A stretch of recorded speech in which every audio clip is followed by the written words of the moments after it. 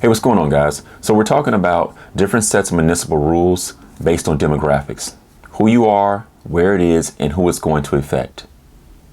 So I'll give you an example. So we know majority of city parks open at sunrise and they close at sunset. Okay, so there was an incident in the black community. Somebody's playing basketball, 10:30, 11 o'clock at night. Now, mind you, the parks are closed. The police was called. The response from the police officer was, well, the courts are open. Okay. The courts are in the park. The park is closed. So why would the courts be open? The park closes at sunset. So at 10:30 at night, the sun is already set. So the park should be closed. But my point is, that officer did not enforce that rule. But in a non-black community, when that sun sets, those rules are enforced, and you've got about 5 minutes to get out that park before you get your citation. Two different sets of rules. Why? Because of who it's going to affect.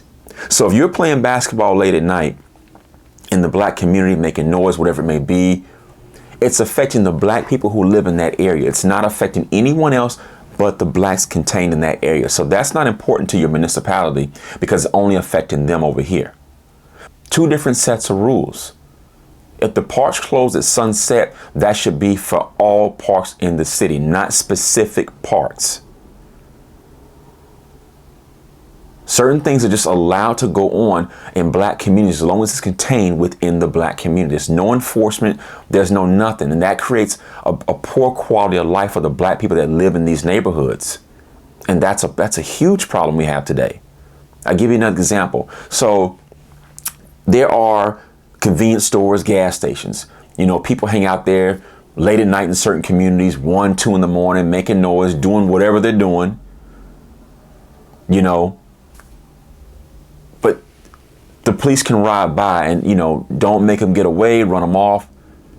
It's no big deal because in the black community, it's contained there. What place do you know of in a non-black community where a bunch of black men can congregate at 1 and 2 in the morning doing whatever they want to do without a police or a sheriff saying something? Doesn't happen.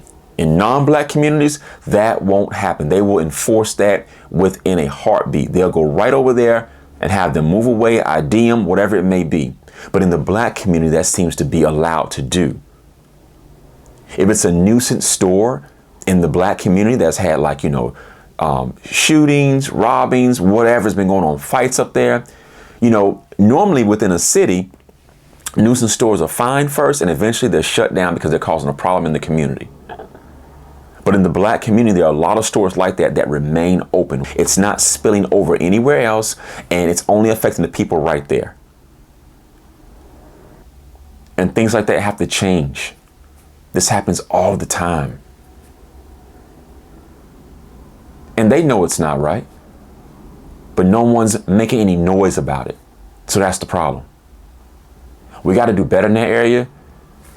And, you know, let's just push forward. Get down to those city commission meetings, put those complaints in, and let's try to make a change. I'll see you guys in my next video. Peace.